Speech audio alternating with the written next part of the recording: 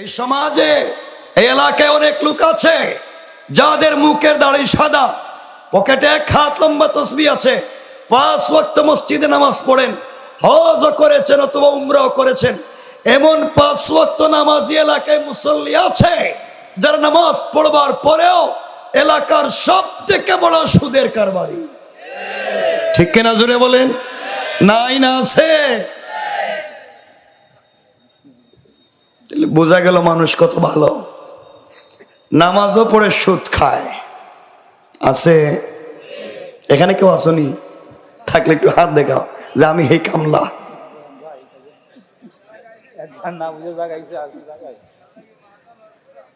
নামাজ পড়ে সুদের কারবার করে। আল্লাহ বলেছেন যারা সুদের কারবার করে তারা সরাসরি আল্লাহ রসুলের বিরুদ্ধে যুদ্ধের ঘোষণা করে। হাদিসে রাসূল বলেছেন যারা সুদের কারবার করে তারা নিজের মায়ের সাথে জেনার মতো অপরাধ করে। সুতরাং সুদের কারবার করে দাড়ি টুপি তাহাজ্জুদ পড়ে মসজিদের মুতাওয়াল্লি সেক্রেটারি হয়ে লাভ নাই। এরাই সমাজের টাটকা নির্ভেজাল শয়তান। কথা বলেন না? এগুলো আসেনি? কথা বলে না। সমাজে অনেক লোক আছে, এই সমাজে অনেক লোক আছে এভাবে। দেখবেন এলাকায় খবর নেন, এমনও আছে পঞ্চায়েতে এমন মুরব্বী আছে যারা ভিলেজ পলিটিক্স করেন, এলাকার রাজনীতি করেন। পঞ্চায়েতে গ্রামে এমন মুরব্বী পাওয়া যায় গ্রামে 2 জন দিয়ে মাইল লাগাই এর কাছ থেকে 500 লো, এর কাছ থেকে 500 লো, আর 1 কাপ রং চা খাওয়াইয়া দিলে পুরো বিচার শুদ্ধা খাইয়া ফেলায়। কথা বলেন না কেন? এগুলা নাই?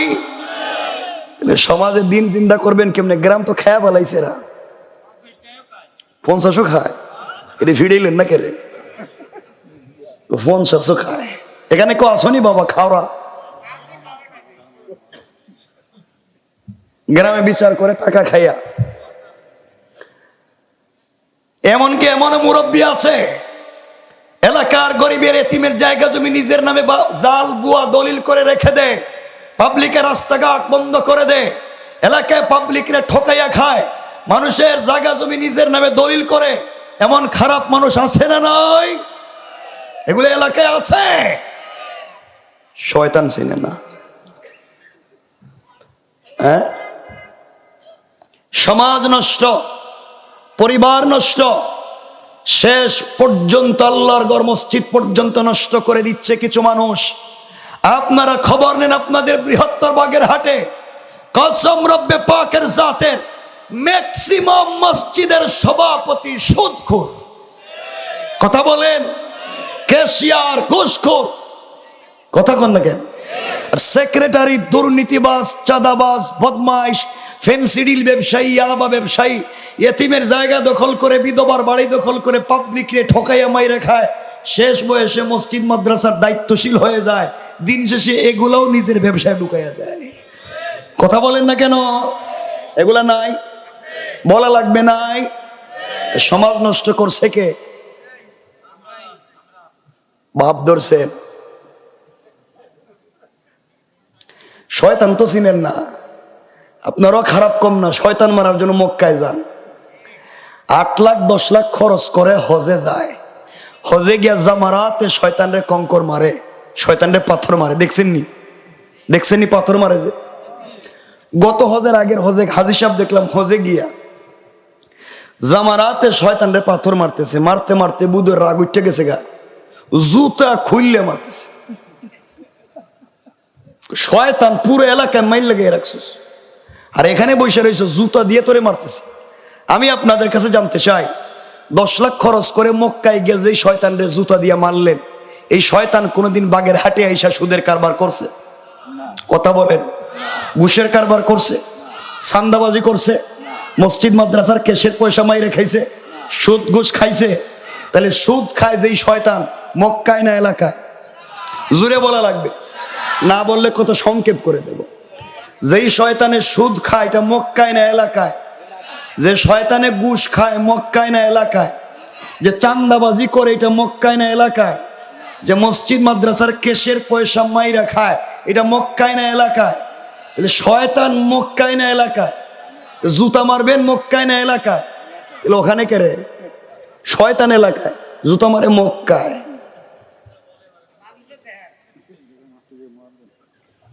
আমার কথা খারাপ পাইতেছেন? খারাপ হইলে জীবনে দাওয়াত দিবেন না, আমি তো আইতামই না, তো আর কি।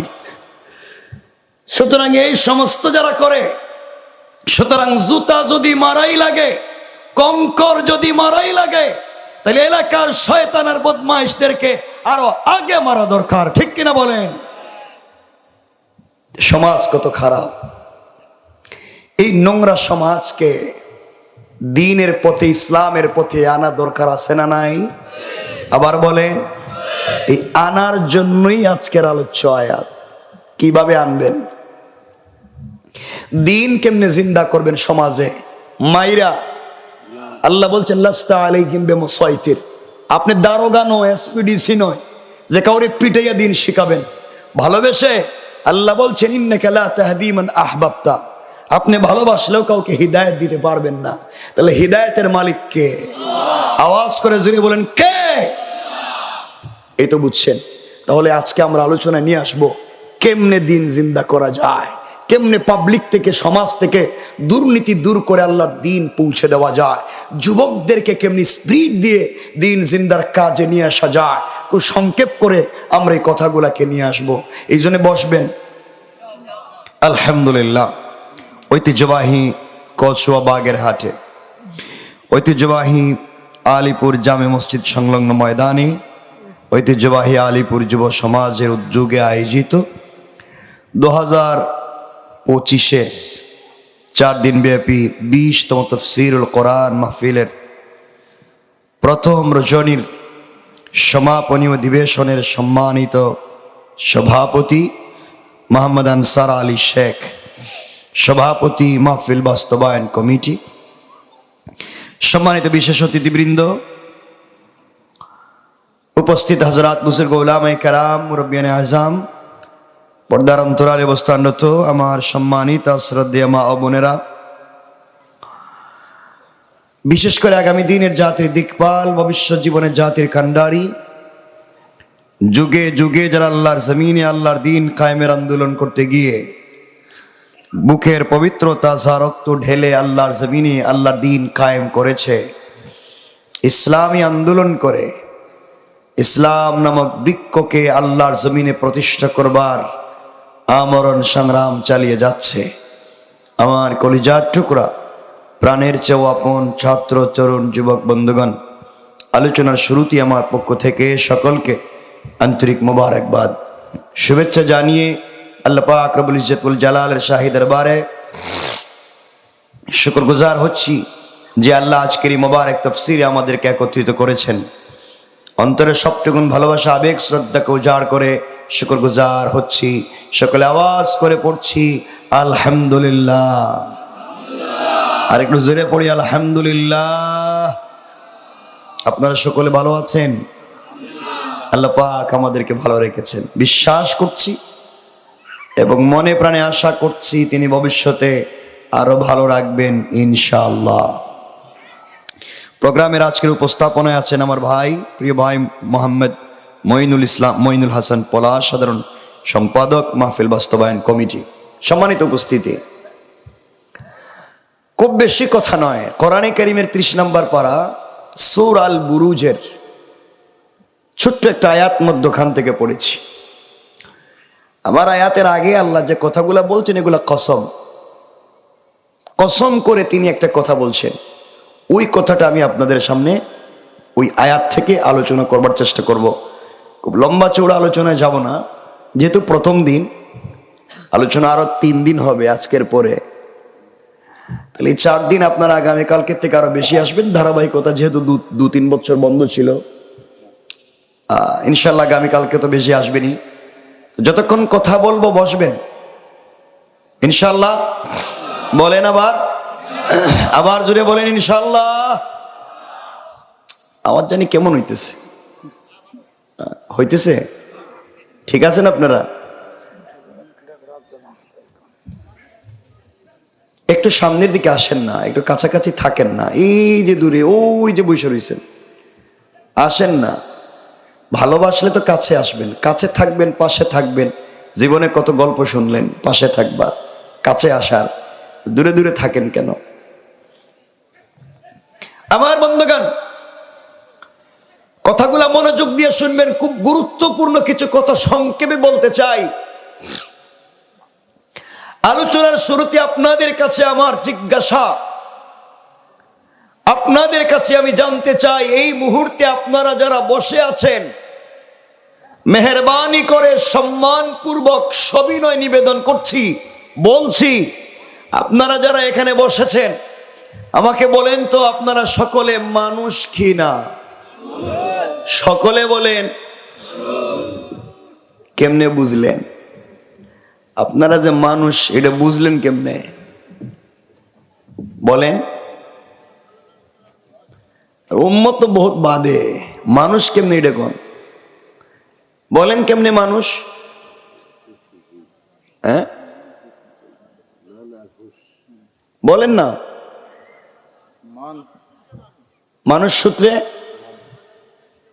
মান আর হুশ থাকলে মানুষ, এগুলো যায় কোন? মানুষ কেমনে? মনে রাখবেন, আপনারা বলতে পারেন আপনাদের হাত আছে, পা আছে, পঞ্চ ইন্দ্রিয় আছে, নাক কান চোখ মুখ আছে, দেখতে মানুষের মতো মনে হয়, এই জন্যে মানুষ।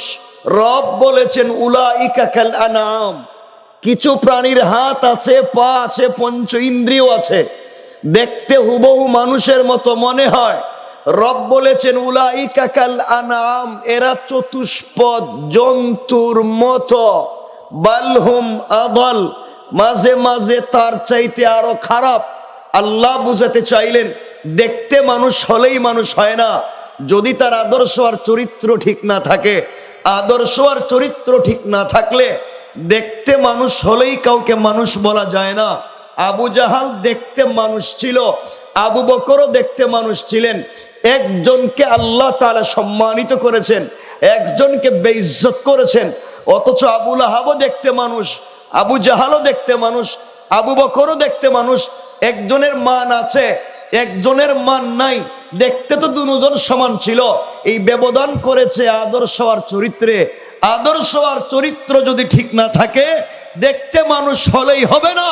এই সমাজে অনেক মানুষ আছে যাদেরকে দেখতে মানুষের মতো মনে হয়, কিন্তু তাদের চরিত্র, তাদের ব্যবহার এই সমাজের কুকুরের চাইতে আরো খারাপ।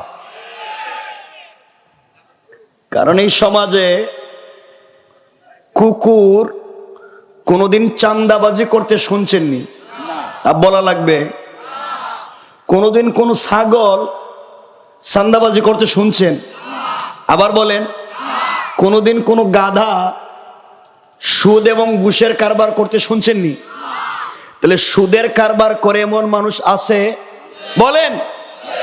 ঘুষ খায় এমন মানুষ আছে? চাঁদাবাজি করে এমন মানুষ আছে? ফেন্সিডিল আবার ব্যবসা করে এমন মানুষ আছে? তাহলে কুকুর যেই কাজ করে না, গাধা যেই কাজ করে না, ছাগল যেই কাজ করে না, মানুষ পরিচয় দিয়ে যারা ওই সমস্ত কাজ করে যায়, ফ্যাসিস্টকে বিতাড়িত করবার পরেও আবার যারা চাঁদাবাজি করে, আবার যারা বদমাইশি করে, আবার যারা ভিন্ন নামে এই দেশকে আবার যারা ভুলণ্ঠিত করতে চায়, ওরা পিতৃ পরিচয়হীন হারামজাদা। মনে রাখবেন, শুধুমাত্র কেবলমাত্র দেখতে মানুষ হলেই আল্লাহর কাছে কোনো দাম নাই। দেখতে মানুষের আল্লাহর কাছে কোনো দাম নাই যদি তার আদর্শ আর চরিত্র ঠিক। কথা বলেন। এতটুকুন মনে থাকবে তো? মনে থাকলে আমরা সামনে কিছু কথা বলবো, খুব মনোযোগ দিয়ে শুনবেন এই কথাটা। 2 নাম্বার আপনাদের কাছে আমার জানবার বিষয়, আপনারা যারা এখানে বসেছেন, আপনারা সকলে মুসলমান কি না? একটু বলেন না কেন? আবার বলেন। কেমনে বুঝলেন? এগুলা বুঝি নাই, বুঝলেন কেমনে? এটা আরে বাদ দেন, জন্মসূত্রে চুরি চামারি কইরা জন্মসূত্রে বলেন তো কেমনে মুসলমান? বলেন না, একটু অথেন্টিক একটা উত্তর দেন। বয়স তো আর কম হয় নাই, আপনারা মনে করতে পারেন আপনারা কালিমা পড়েছেন, আপনারা মুসলমান, কালিমা পড়েছেন। মনে রাখবেন, আপনারা মনে করতে পারেন আপনারা নামাজ পড়েছেন, এই জন্যে আপনারা মুসলিম। আমি আল্লাহ পাকের জাত ও সিফাতের নামে শপথ করে বলছি, শুধু কালিমা জানলে বুঝলে পড়লেই মুসলমান হওয়া যায় না। শুধু কালিমা জানলে বুঝলে পড়লেই, নামাজ জানলে বুঝলে পড়লেই মুসলমান হওয়া যায় না। মনে রাখবেন ভালো করে, এই সমাজে যারা ইউনিভার্সিটিতে পড়েছেন অথবা পড়ছেন, আপনারা জানেন এখানে ইসলামিক স্টাডিজ একটা বিভাগ আছে। এখানে মুসলমান ছাত্রদের পাশাপাশি অনেক হিন্দু, বৌদ্ধ, খ্রিস্টান, ভিন্ন ধর্মের ভাইয়েরাও পড়ে। কথা বলেন না কেন? পড়ে না? তারা কোরআন থিসিস করে, অ্যানালাইজ করে, গবেষণা করে, এমফিল করে, MA করে, PhD করে, ডক্টরেট ডিগ্রি নেয়। আমি জানতে চাই, যারা কোরআন সুন্নাহ গবেষণা করে ডক্টরেট ডিগ্রি নিছে, তারা কম জানে না বেশি জানে? কথা বলে না। এবার বলেন, কম পড়ছে না বেশি পড়ছে? কম বুঝছে না বেশি বুঝছে? তাহলে যেই হিন্দু, বৌদ্ধ ভাই বোন কোরআন সুন্নাহ গবেষণা করে ডক্টরেট ডিগ্রি নিছে, তারা মুসলিম? তারা জানতো না? কথা বলেন, বুঝতো না? পড়ে নাই? তাদের জানবার, বুঝবার, পড়বার সাথে নাই আল্লাহর তাওহীদ আর নাই রাসূলের রিসালাত। বোঝা গেল আল্লাহর তাওহীদ সালাত বিবর্জিত কোরআন সুন্নাহর গবেষণাও কাউকে মুসলমান বানাতে পারে। এতটুকুন বুঝছেন? আপনারা বুঝবেন। কেউ বলতে পারেন আমরা নামাজ পড়ি এই জন্য মুসলিম, কেউ বলতে পারে? আমি আবার আল্লাহ পাকের জাত ও সিফাতের নামে শপথ করে বলছি, শুধু সালাত পড়লেই মুসলমান পরিচয় দিয়ে জান্নাতে যাওয়া যাবে না। আমার রাসূলের পিছনে অনেকেই সালাত পড়েছে, মাঝে মাঝে ইকামত দিয়েছে, রাসূলের দস্তারখানে খাবার খেয়েছে, রাসূলের মতো দাড়িও রেখেছে, রাসূলের মতো জুব্বাও পরেছে, মাথায় পাগড়িও বড় ছিল, মুসল্লি ছিল রাসূলের, মাঝে মাঝে রাসূলকে জড়িয়ে ধরেছে, রাসূলের কপালে চুম্বন করেছে, রাসূলের হাত ধরে মদিনার বাজারে ঘুরে বেরিয়েছে। এত বড় ব্যক্তি হওয়ার পরেও তার ইন্তেকালের পরে আল্লাহ রাব্বুল ইজ্জত ওয়াল জালাল বলেছেন, ইয়া রাসূলুল্লাহ, এ আপনার মুসল্লি হতে পারে, সে দাড়িওয়ালা হতে পারে, আপনার পিছনে তাহাজ্জুদওয়ালা হতে পারে, তার সুন্নতি লিবাস হতে পারে, কিন্তু আমি বললাম সে মুনাফিক। কথা বলেন না কেন? আমরা সংক্ষেপ করে বুঝাবার জন্য বলছি। তার নাম ছিল আব্দুল্লাহ ইবনে উবাই ইবনে সেলুল। তার দাড়ি ছিল না? কথা বলে না কেন? সবাই বলেন। নামাজ ছিল না, পাগড়ি ছিল না। আপনি কোন ইমামের মুসল্লি? সে তো ডাইরেক্ট রাসূলে পাকের মুসল্লি। সে তো রাসূলের পিছনে সালাত পড়েছে, রাসূলের দস্তারখানে খাবার খেয়েছে। আল্লাহ বলতেছেন লোকটা জান্নাতি? কথা বলে না? না জাহান্নামী? নামাজ ছিল? কি ছিল না? দিলের ভিতরে তাওহীদ আর রিসালাত ছিল না। বাহিরের সব ঠিক ছিল, ভিতর ঠিক ছিল না। এই জন্য সে বাহিরে নামাজি ছিল, ভিতরে বিশ্বাসী ছিল না। আপনাদেরকেও তো বাহিরে দেখতে ওলিয়া ওলিয়ার মতো মনে হইতেছে, ভিতরে কি আছে এটা তো আপনারা জানেন। কথা বলেন। তাহলে ভাব ধরছেন কেন? এই ভাব ধরছেন কেন? হ্যাঁ, কি সুন্দর দাড়ি দড়ি রাখা ওলিয়া ওলিয়ার মতো মনে হইতেছে। আমি একটু অসুস্থ, ভাই আমাকে পাচ্ছে না, অনেক কষ্ট করছে টেলিফোনে। আমি অনেক অসুস্থ, দেশে ছিলাম না লম্বা সময়, আসছি আপনাদের প্রোগ্রামে হাজির, লম্বা দিন পরে আসছি। যে বেশি কথা বলবো না আজকে প্রথম দিন হিসাবে, নাইলে বাঙ্গাচুরা কথা বলি, শুনবেন তো? কিছু বলে না, একটু হাত তুলে দেখান কারা কারা চলে যাবেন। চলে যাবেন বলছি, চলে যাবেন বলছি তো। চলে যাবেন আমারে রাইখা? হাত উড়েলে আমি তো কথা শেষ করিনি। আবেগ তো ঠিক আছে, চলে যাবেন? আছেন তো?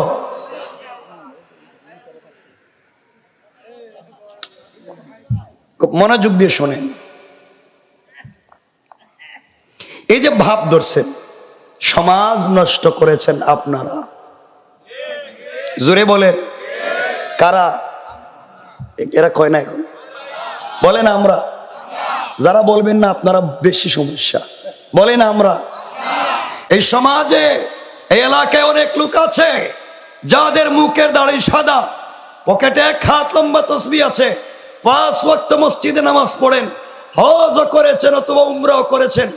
এমন 5 ওয়াক্ত নামাজি এলাকায় মুসল্লি আছে যারা নামাজ পড়বার পরেও এলাকার সব থেকে বড় সুদের কারবারি। ঠিক কিনা জোরে বলেন? নাই না আছে?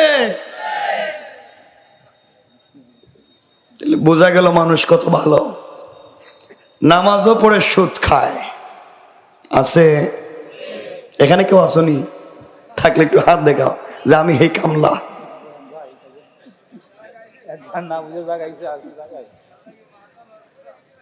নামাজ পড়ে সুদের কারবার করে। আল্লাহ বলেছেন যারা সুদের কারবার করে তারা সরাসরি আল্লাহ রসুলের বিরুদ্ধে যুদ্ধের ঘোষণা করে। হাদিসে রাসূল বলেছেন যারা সুদের কারবার করে তারা নিজের মায়ের সাথে জেনার মতো অপরাধ করে। সুতরাং সুদের কারবার করে দাড়ি টুপি তাহাজ্জুদ পড়ে মসজিদের মুতাওয়াল্লি সেক্রেটারি হয়ে লাভ নাই। এরাই সমাজের টাটকা নির্ভেজাল শয়তান। কথা বলেন না? এগুলো আসেনি? কথা বলে না। সমাজে অনেক লোক আছে, এই সমাজে অনেক লোক আছে এভাবে।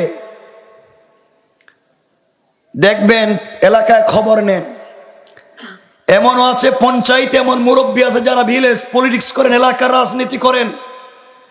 পঞ্চায়েতে গ্রামে এমন মুরব্বী পাওয়া যায়, গ্রামে 2 জন দিয়ে মাইল লাগাই এর কাছ থেকে 500 লো, এর কাছ থেকে 500 লো, আর 1 কাপ রং চা খাওয়াইয়া দিলে পুরো বিচার শুদ্ধা খাইয়া পালায়।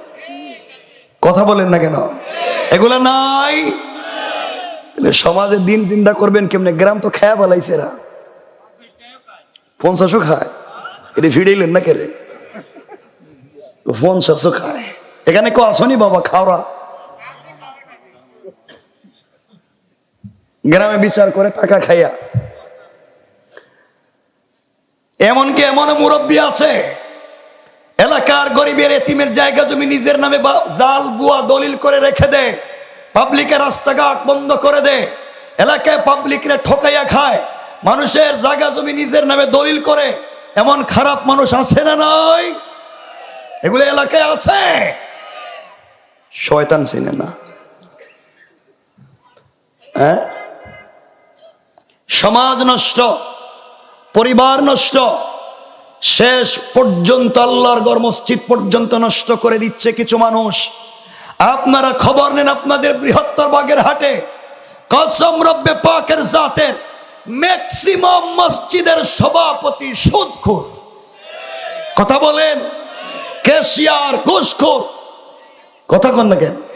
আর সেক্রেটারি দুর্নীতিবাজ, চাঁদাবাজ, বদমাইশ, ফেন্সিডিল ব্যবসায়ী, ইয়াবা ব্যবসায়ী, এতিমের জায়গা দখল করে, বিধবার বাড়ি দখল করে, পাবলিকরে ঠকাইয়া মাইরে খায়।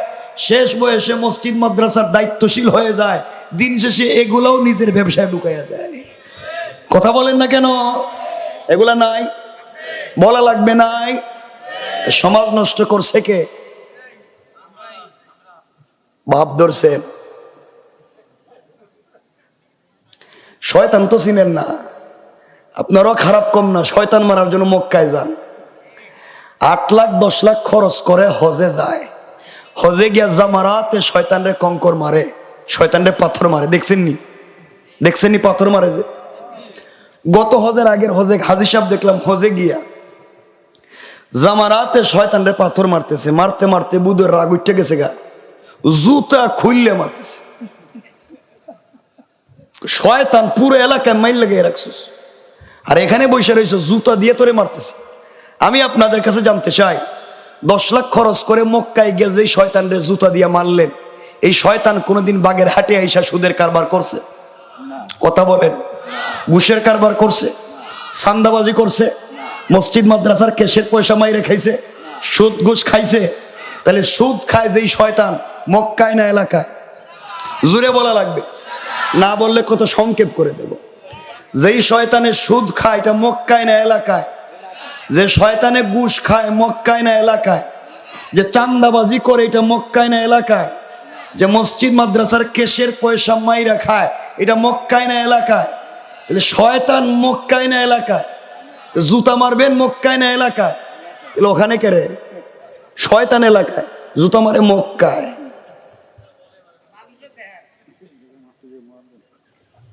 আমার কথা খারাপ পাইতেছেন? খারাপ হইলে জীবনে দাওয়াত দিবেন না, আমি তো আইতামই না তো আর কি। সুতরাং এই সমস্ত যারা করে, সুতরাং জুতা যদি মারাই লাগে, কঙ্কর যদি মারাই লাগে, তাহলে এলাকার শয়তান আর বদমাইশদেরকে আরো আগে মারা দরকার, ঠিক কিনা বলেন? সমাজ কত খারাপ! এই নোংরা সমাজকে দ্বীনের পথে, ইসলামের পথে আনা দরকার আছে না নাই? আবার বলেন, এই আনার জন্যই আজকের আলোচ্য আয়াত। কিভাবে আনবেন? দ্বীন কেমনে জিন্দা করবেন সমাজে? মাইরা আল্লাহ বলছেন লাস্তা আলাইহিম বিমুসাইতির, আপনি দারোগা নয়, এসপিডিসি নয় যে কাউরে পিটাইয়া দিন শিখাবেন। ভালোবেসে আল্লাহ বলছেন ইন্নাকা লা তাহদি মান আহবাবতা, আপনি ভালোবাসলেও কাউকে হিদায়াত দিতে পারবেন না। তাহলে হিদায়াতের মালিক কে? আওয়াজ করে জুড়ে বলেন কে? এই তো বুঝছেন।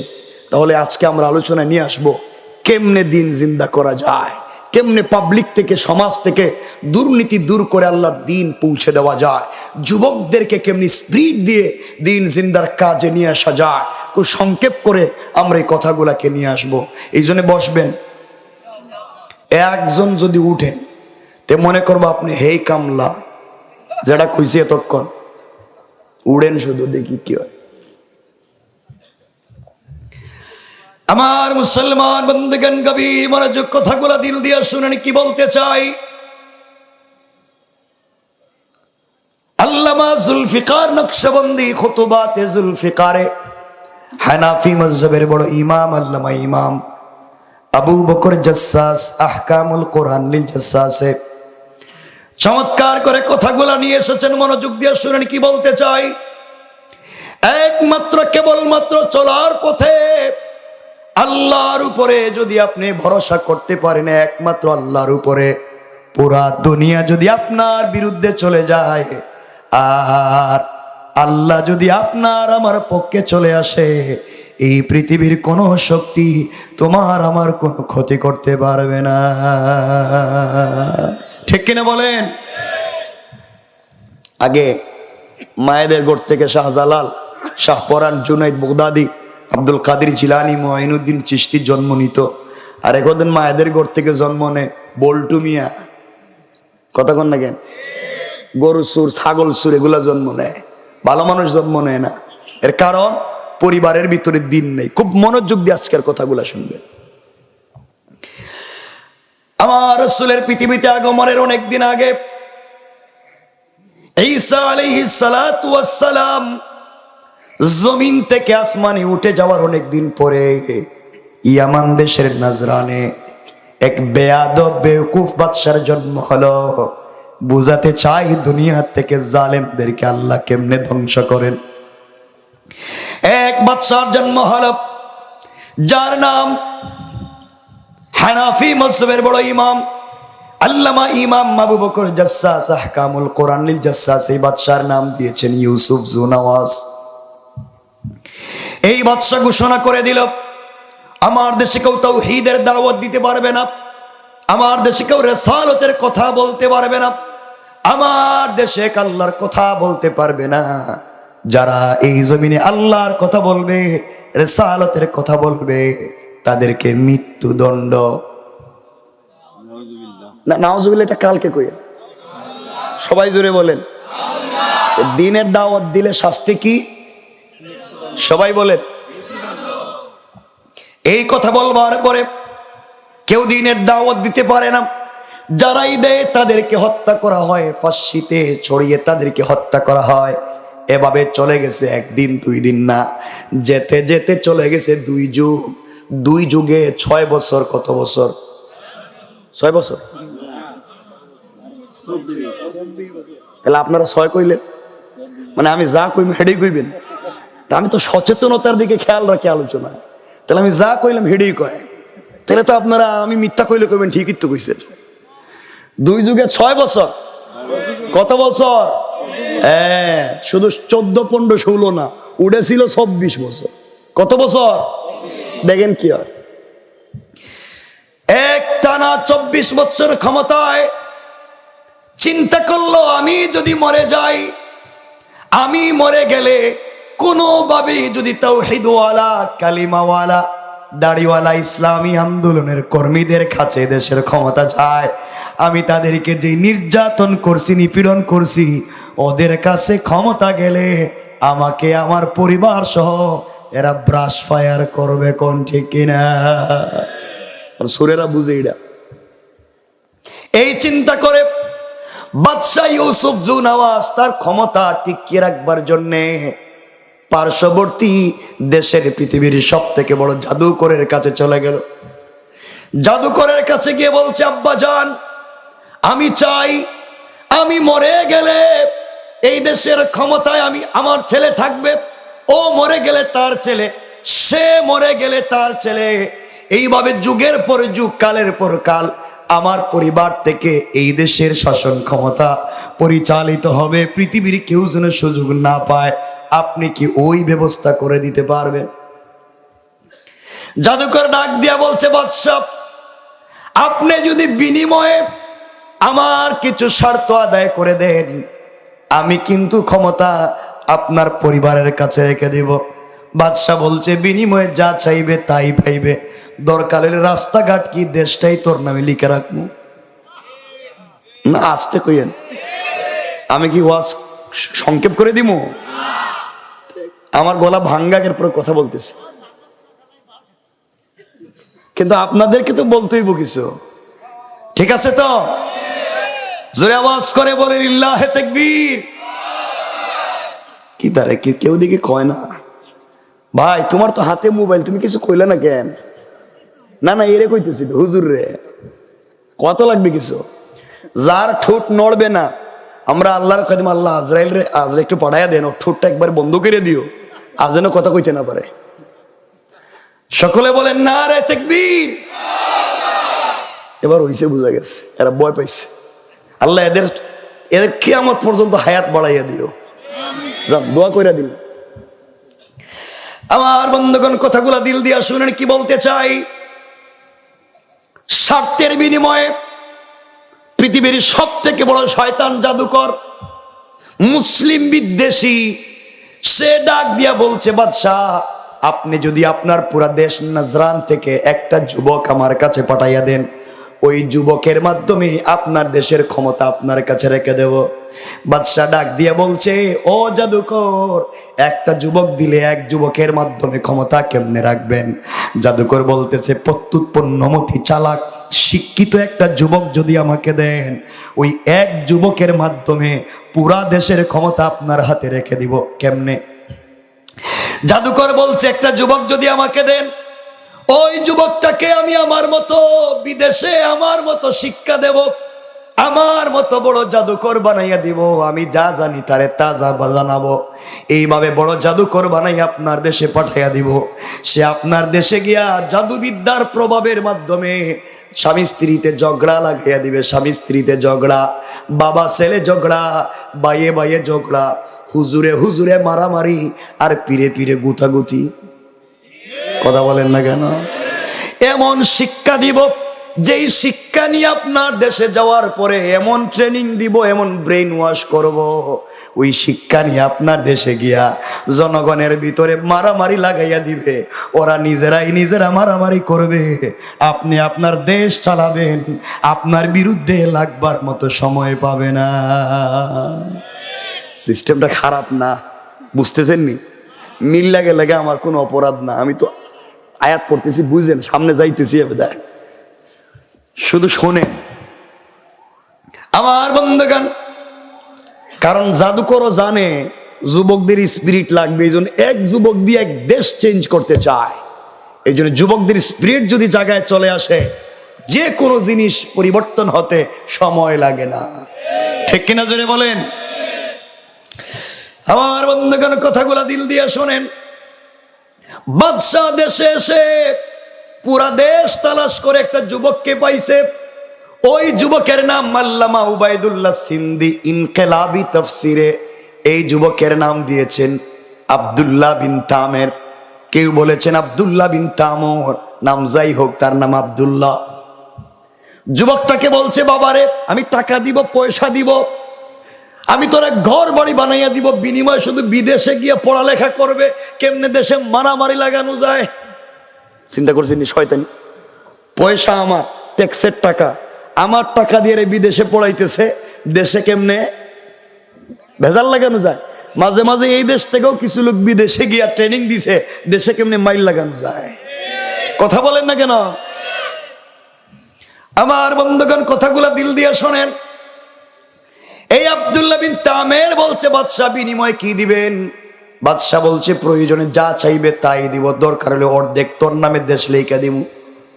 আমার বন্ধুগণ, যুবক চলে গিয়েছে। দুইটা বর্ণনা আশরাফ আলী তানভী বয়ানুল কোরআনে দিয়েছেন। কেউ বলেছেন যুবকটা 6 মাসের জন্য বিদেশে চলে গেছে ট্রেনিং দিতে, জাদুবিদ্যা শিখতে। আর কেউ বলেছেন প্রতিদিন সকাল বেলা যায়, বিকেল বেলা বাড়িতে চলে আসে। দুই বর্ণনার আলোচনা করতে পারবো না, আমরা একটা আলোচনায় যাই। একটা আলোচনা হলো, ধরেন যুবকটা 6 মাসের জন্য জাদুবিদ্যা শিখতে বিদেশে ট্রেনিং করতে চলে গিয়েছে। 6 মাস যখন পূর্ণ হয়ে গেল, কয় মাস? আবার বলেন।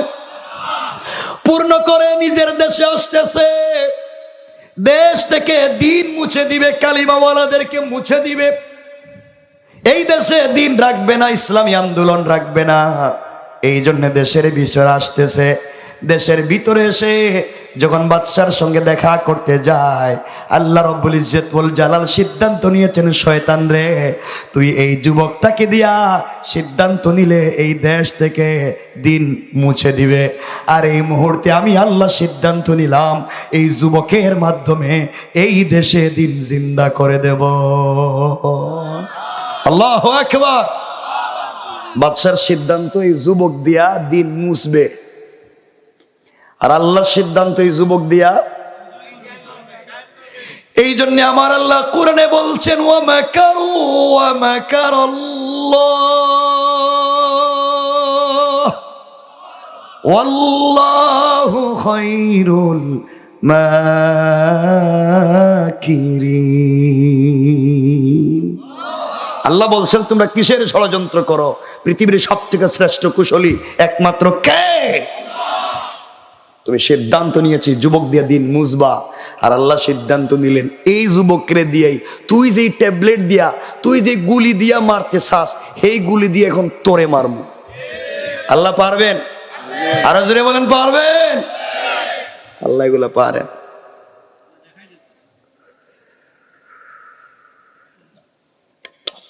আমার বন্ধুগণ, কথাগুলো মনোযোগ দিয়ে শোনেন। যুবক যখন আসতেছে বাদশার সঙ্গে দেখা করবে, কিছু দূর গিয়ে দেখে গাছের গোড়ায় একজন মুরব্বী বসে বসে তৎকালীন সত্য ধর্ম কালিমার দাওয়াত দিতেছেন। সুবহানাল্লাহ বলেন না? কাছে গিয়ে, আঙ্কেল আপনি এখানে কি করতেছেন?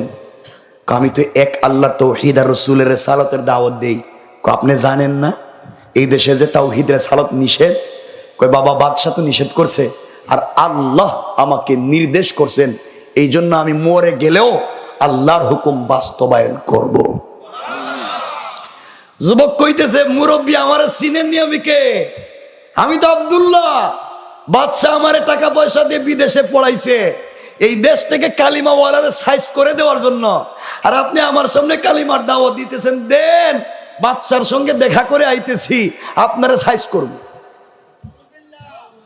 কথা বলেন না কেন? দেখছেন না, কিছুদিন আমরা ওয়াজ করতাম, কথা বলতাম, দেন দেন যা মুখে আসে মাইকে বলেন, ওয়াজ কইরা আসেন না ইম্মা দিক্কে লইম। কথা বলেন না কেন? কোরআন বাস্তব লাইফ। কোরআনকে রিসার্চ করেন, থিসিস করেন, গবেষণা করেন, দেখবেন আয়নার মতো কোরআন এই বাস্তব ঘটে যাওয়া ঘটনা কোরআন বর্ণনা করছে তার ভাষায়। আল্লাহু আকবার। আল্লাহ বলছেন কোরআনকে, তিবিয়ানান লিকুল্লি শাই, সব কিছুর পূর্ণাঙ্গ ব্যাখ্যার বর্ণনা দিয়ে কোরআনকে তিনি সকল যুগের জন্য বিকশিত করে, সকল সৃষ্টির জন্য, সকল সময়ের জন্য কমপ্লিট করেছেন আল কোরআনকে। পড়েন সুবহানাল্লাহ। আমার বন্ধুগণ, কথাগুলো দিল দিয়ে শুনেন কি বলতে চাই। এইবার যুবক চলে যাচ্ছে, আল্লাহর ওলি যুবকের চেহারার দিকে তাকাইলেন, তাকাইয়া কতক্ষণ মুচকি হাসলেন, এরপরে কাঁদতে শুরু করলেন। যুবক বলে, আঙ্কেল আপনি আমার চেহারার দিকে তাকিয়ে কাঁদবেন কেন, হাসবেন কেন বলেন তো?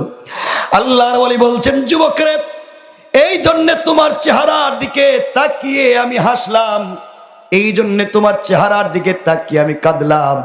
তোমার মতো আহাম্মকার বেওকুফ পৃথিবীর জমিনে আর নাই। আমার জীবনে দেখা আল্লাহ তাআলা পৃথিবীতে কত চমৎকার চমৎকার যুবক তৈরি করেছেন, তোমার মতো এত সুন্দর মানুষ আর দেখি নাই। এই জন্যে আমি যুবক কাঁদলাম। এত সুন্দর চেহারার মানুষ কেমনে জাহান্নামের আগুন দিয়ে আল্লাহ জ্বালাইবে? কারণ তোমার ভিতরে আল্লাহর পরিচয় নাই, তোমার ভিতরে রাসূলের পরিচয় নাই। তুমি তোমার দলের ধান্দায় পড়ে গিয়েছ, তুমি তোমার দলের ধান্দায় পড়ে বাদশার কথা শুনে জীবন ধ্বংস করে দিচ্ছ। যুবক, আমি চিন্তা করে দেখলাম, এই মুহূর্তে যদি তুমি মরে যাও, কবরে গেলে জাহান্নাম ছাড়া বাঁচবার পথ নাই, কারণ তোমার ভিতরে আল্লাহর পরিচয় নাই। এই জন্যে আমি কাঁদলাম। আমার হাসার কারণ কি যুবক তুমি জানতে চাইলা? এই জন্যে আমি হাসলাম। তোমার মতো বেওকুফ, তোমার মতো আহাম্মক পৃথিবীর জমিনে আর নাই।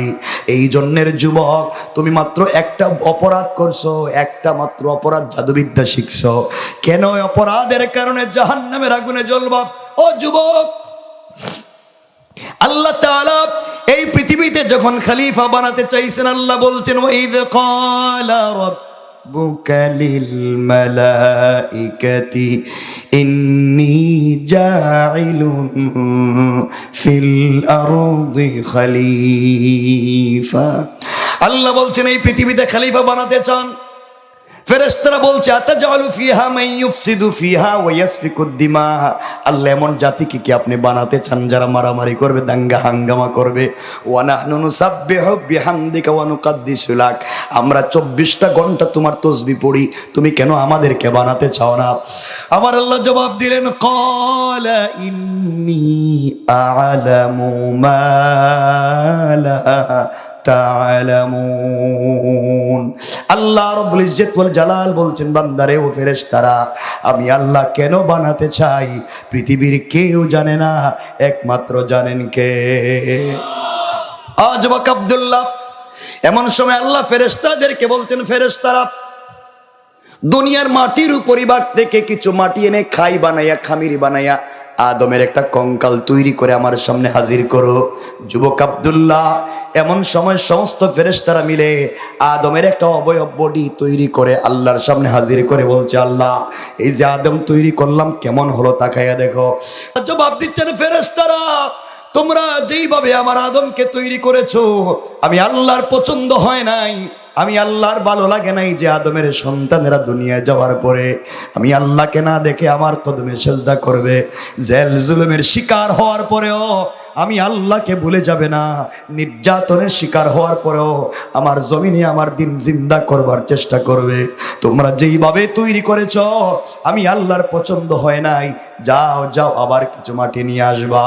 এই মুহূর্তে আমি আল্লাহ তাআলা আমার হাত দিয়া দুনিয়ার জমিনে আদম বানাতে চাই। আল্লাহু আকবার, জোরে বলেন।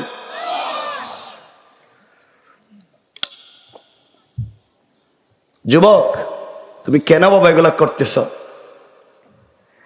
যুবক আব্দুল্লাহ, এর পরে আল্লাহ তাআলা নিজের হাত দিয়ে আদমের কপাল তৈরি করলেন, কণ্ঠনালী, কাঁধ, চোখ, গাল, ঠোঁট তৈরি করে ফেরেশতাদের দিকে তাকাইয়া ডাক দিয়ে বলছেন, ফেরেশতারা আমি আল্লাহ আমার হাত দিয়া খলিফা তৈরি করেছি, কেমন হলো তাকাইয়া দেখো। যুবক আব্দুল্লাহ রে, এমন সময় সমস্ত ফেরেশতারা আদমের চেহারা মুবারকের দিকে তাকায়া আল্লাহর কদমে সিজদায় পড়ে বলছে, আল্লাহ, এই সৃষ্টিতে আপনি যা সৃষ্টি করেছেন আদমের মতো এত সুন্দর চেহারা এই পৃথিবীতে কোনোদিন দেখি নাই। যুবক আব্দুল্লাহ রে, আল্লাহ তাআলা কোরআনে কারীমের 30 নম্বর পারা সূরা 3 এর মধ্যখানে কথার সার্টিফাই করে বলছেন, লাকাদ খালাকানাল ইনসানা ফি আহসানি তাকওয়িম। আল্লাহ রাব্বুল ইজ্জত ওয়াল জালাল বলে দিয়েছেন, এই পৃথিবীতে মানুষের মতো এত সুন্দর অবয়ব আমি আল্লাহ আর কোন জিনিসকে দেই নাই। আল্লাহু আকবার। যুবক আব্দুল্লাহ, ফেরেশতারা আল্লাহর কাছে জিজ্ঞাসা করেছে, আল্লাহ, পৃথিবীর যা তৈরি করেছেন কোন বললেই তৈরি হয়ে যায়, ফায়াকুন, নিজের হাত দিয়ে আদম বানাতে গেলেন কেন? উদ্দেশ্য করলেই তো তৈরি হয়ে যেত, নিজের হাত দিয়ে বানাইলেন কেন? আল্লাহ বলছেন, ফেরেশতারা তোমরা জানো না, আমার আদমের সন্তানেরা দুনিয়া যাওয়ার পরে দুনিয়ার লোভে পড়ে, দুনিয়ার মুহে পড়ে, রাজনৈতিক চাকচিক্যের মুহে পড়ে আমি আল্লাহকে ভুলে গিয়া ভুল পথে পরিচালিত হয়ে যখন জাহান্নামের দ্বার প্রান্তে চলে যাবে, কোন একদিন কোন এক জায়গায় গিয়ে এইভাবে তাফসিরে এসে আমার কথা শুনে গভীর রজনীতে বাড়িতে গিয়ে আমার দেওয়া কপাল আমার কুদরতের পায়ে লাগাইয়া, আমার দেওয়া চোখ থেকে 2 ফোঁটা পানি ছেড়ে দিয়া, আমার দেওয়া জবান দিয়ে আমার গোলাপ গভীর রজনীতে আমাকে যখন আল্লাহ বলে ডাক দিবে, আমি আল্লাহর কুদরতের কলিজা ঠান্ডা হয়ে যাবে, সাথে সাথে আমি আল্লাহ আমার বান্দার পুরা জিন্দেগীর অপরাধগুলাকে ক্ষমা করে দিয়া এই পরিমাণ সওয়াব তার আমলনামায় লিখে দিয়া বান্দাকে জান্নাতি বলে ফয়সালা করে দিতে আমার আল্লাহর 1 মিনিটও দেরি হবে না। যুবক আব্দুল্লাহ, তুমি তো মাত্র একটা গুনাহ করেছো, জাদুবিদ্যা শিক্ষা করছো। আমার মন বলছে এই মুহূর্তে তুমি যদি জাদুবিদ্যা বাদ দিয়া কালিমা পড়ে মুসলমান হয়ে যাও, আল্লাহ তোমার জিন্দেগীর অপরাধ ক্ষমা করে দিবেন, এই পরিমাণ সওয়াব তোমার আমলনামায় লিখে দিবেন, জবানে স্বাদ পাইবা, কলিজায় শান্তি পাইবা। জাদুবিদ্যা শিক্ষা করে যে ক্ষমতার মালিক হও নাই, কালিমা পড়লে আমার আল্লাহ তোমাকে তার চাইতো বেশি ক্ষমতার মালিক বানাইয়া দিবে। আল্লাহু আকবার। যুবক বলতেছে, আঙ্কেল সত্যি কালিমা পড়লে কি এত পাওয়ার পাওয়া যায়? তিনি বলেন, সত্যি কালিমাতে জাদুবিদ্যার চাইতে বেশি পাওয়ার। কয় তাইলে বাসায় এত টাকা পয়সা খরচ করে আমারে বানাইছে জাদুবিদ্যা যে এই দেশ থেকে কালিমা মুসমো, আর আপনি বলতেছেন কালিমা পড়বার জন্য? দেন, পড়াইয়া দেন। এই আওয়াজ সুবহানাল্লাহ বলে ওয়াজ করতাম না। আর জোরে বলেন আল্লাহু আকবার। এদের পিছনে পয়সা খরচ করে বিদেশে পড়াইছে, আর একজন আল্লাহওয়ালা তাকে 2 মিনিট ওয়াজ করছে। এই জন্য আল্লাহওয়ালাদের কাছে গেলে খারাপ মানুষ ভালো হয়ে যায়, ঠিক কিনা বলেন? আমার বন্ধুগণ, আল্লাহর ওলি যুবকটাকে কালিমা পড়াইয়া মুসলমান বানাইয়া দিয়েছেন। মুসলমান হওয়ার পরে বলতেছে, হুজুর আপনি না বললেন কালিমা পড়লে জবানে স্বাদ পাবো, কলিজায় শান্তি পাবো, আপনি না বললেন অন্তরেও শান্তি আছে, স্বাদ আছে, আপনি বলেন ক্ষমতার মালিক আমি তো কিছুই পাচ্ছি না। আল্লাহর ওলি বলছেন, যুবক রে তুমি কালিমার অর্ধেক পড়েছ, বাকি অর্ধেক বাকি আছে। ও যুবক, কালিমা অর্ধেক হইছে, বাকি অর্ধেক তো এখন হয় নাই। যুবক বলছে, হুজুর বাকি অর্ধেক কি? বাকি অর্ধেক হইল তোমাকে আমার বুকের সঙ্গে জড়াইয়া একটা চাপ দিমু, একটা জাতা দিমু। আর হুজুরে হুজুর সাপ দিলে কি হয়? সাপ দিলেই বুঝতে পারবা। আল্লাহু আকবার বললেন না? কারণ ইলমে মারিফত, ইলম সিনা দের সিনা, ইলম এক সিনার থেকে আরেক সিনায় যায়, এটা শুধু কিতাব পড়লে পাওয়া যায় না। এই জন্য জিবরিল আমিন আল্লাহ রসুলের সঙ্গে দেখা করে বলছিলেন ইকরা, রসুল বলছেন আমি পড়তে পারি না। জিবরিল আমিন আবার বলছেন ইকরা, রসুল বলছেন আমি তো পড়তে পারি না। জিবরিল আমিন আবার বলছেন ইকরা, রসুল বলছেন আমি তো পড়তে জানি না। জিবরিল আমিন আল্লাহকে বলছেন, আল্লাহ যে কোরআন কেউ নিতে চাইলো না, এই কোরআন এমন এক ব্যক্তির কাছে দিছেন উনি ইকরাই বলতে চায় না। আল্লাহ বলছেন, জিবরাইল রে তুই আমার বন্ধুরে কষ্ট দিস না, জবানটা নাড়াইয়া পড়তে কষ্ট দিস না, আমার বন্ধুর বুকের সঙ্গে বুকটা লাগাই একটা চাপ দে, আমি পুরা দুনিয়ার জ্ঞান আমার বন্ধুর সিনার ভিতরে দিয়ে দিব। আল্লাহু আকবার। আমার বন্ধুগণ, আল্লাহর ওলি যুবক আব্দুল্লাহকে বুকের সঙ্গে জড়াইয়া চোখের পানি ছেড়ে আল্লাহকে ডাক দিয়া বলেছেন, আল্লাহ, এই যুবকের মাধ্যমে বাদশা ইউসুফ জুনাওয়াজ এই দেশ থেকে কালিমা মুছে দেওয়ার ষড়যন্ত্র করছে। আল্লাহ, এই যুবকের জবানে আমি কালিমা চালু করে দিয়েছি। আল্লাহ, আমি তো তার বাহ্যিক পরিবর্তন করে দিয়েছি, তুমি তার ভিতরটার পরিবর্তন করে দাও। আল্লাহ, আমার তো কোনো কর্মী নাই, একজন কর্মীর ব্যবস্থা করে দাও। এই দেশে আমি দিন জিন্দা করতে চাই। আল্লাহ, তার ভিতর থেকে কুফরি নিফাকি দূর করে দাও, তোমার পরিচয় তার ভিতরে ঢুকাইয়া দাও, ইসলামের জন্য একজন খাঁটি মুজাহিদ বানাইয়া দাও। এই বলে যখন আল্লাহর বলে চোখের পানি ছেড়ে দোয়া করেন, যুবক চিৎকার করে বলছে, আল্লাহর ওলি, কসম রব্বে পাকের জাতের, আপনি আমাকে ছেড়ে দেন। আপনার একটা চাপে এই মুহূর্তে আমার মনে হয় আল্লাহর আরশ পর্যন্ত পরিষ্কার দেখা যায়। আল্লাহু আকবার। হুজুর আমারে ছেড়ে দেন। কি দিলেন? আল্লাহর ওলি যুবককে ছেড়ে দিছেন। যুবক বলতেছে, হুজুর, এতদিন কত টাকার মালিক ছিলাম, জাদুবিদ্যা শিক্ষা করে যে স্বাদ পাই না, এখন আল্লাহ আল্লাহ বললে তো এর চাইতে শান্তি পাই। আল্লাহু আকবার বললেন না? আল্লাহর ওলি বলছেন, যুবক ইস্তেকামত করো, এরপরে দিনের দাওয়াত দিবা। যুবক কইতেছে, হুজুর, বাড়ি থেকে আসি, আমি আর আপনি দেশে দিন জিন্দা করব ইনশাল্লাহ। বলেন না? হে, আমারে টাকা পয়সা দিয়ে বিদেশে পড়াইছিল দিন মুছে দিতে, আল্লাহ আমারে যেহেতু কালিমা পড়াইয়াই দিছে, আমি হেরে কালিমা পড়াইয়া দিব। আল্লাহু আকবার। আরো জোরে বলেন। এই স্পিরিট যুবকদের দ্বারাই সম্ভব। ও যুবকেরা, এই জমিনের দিন তো বুড়া মানুষের মাধ্যমে শুধু জিন্দা হয় নাই। যুবকেরা, তোমরা শুনো, তোমার আমার মতো জওয়ান খালিদ ইবনুল ওয়ালিদ, তোমার আপনার মতো ভাই আলী কাররামাল্লাহু ওয়াজহা, তোমার ভাই মুআযর মুআওয়িজ, তোমার ভাই তালহা জুবাইর হানজালা হামজা জাফর, তারা দিন জিন্দা করতে রক্ত দিয়েছে। আল্লাহর জমিনে আল্লাহর দিন জিন্দা করেছে। প্রয়োজনে আমরাও রক্ত দিব, আল্লাহর জমিনে আল্লাহর দিন জিন্দা করে ছাড়বো ইনশাআল্লাহ। আমার বন্ধুগণ, যুবক বাড়িতে যায়। কই যায়? যাওয়ার পথে কিছু দূর গিয়া দেখে যুবক আব্দুল্লাহ, কিছু দূর যাওয়ার পরে দেখে রাস্তার মধ্যে শত শত মানুষ দুই সাইডে দাঁড়াই আছে। রাস্তার মধ্যখানে বিশাল একটা বাঘ, কেউ বলছেন অজগর সাপ। আমরা একটা বর্ণনা নিব, দুটা বর্ণনার আলোচনা সময় থাকবে না। রাস্তার মধ্যে ধরেন বিশাল বড় একটা বাঘ দাঁড়াই আছে। যুবক পাবলিকরে জিজ্ঞাসা করে, বাবা, আপনারা রাস্তা পার হচ্ছেন না কেন? যুবক বলতেছে, পাবলিককে, যুবককে সবাই বলতেছে, বাবা, আমরা রাস্তা পার হইতে চাই, বাঘের ভয়ে যাই না, যদি খায় ফেলায়। কি করে? যুবক চিন্তা করছে, এই মাত্র কালিমা পড়ে আসছি, একটু পরীক্ষা হয়ে যাক, বাঘের শক্তি বেশি না আল্লাহর কালিমার পাওয়ার বেশি। আল্লাহু আকবার। এই কথা বলে আস্তে আস্তে যুবক বাঘের কাছে গেছে। বাঘের কাছে গিয়া বিসমিল্লাহ বলে এক হাত দিয়ে বাঘের কান ধরছে। না, সুবহানাল্লাহ বাদ দেন।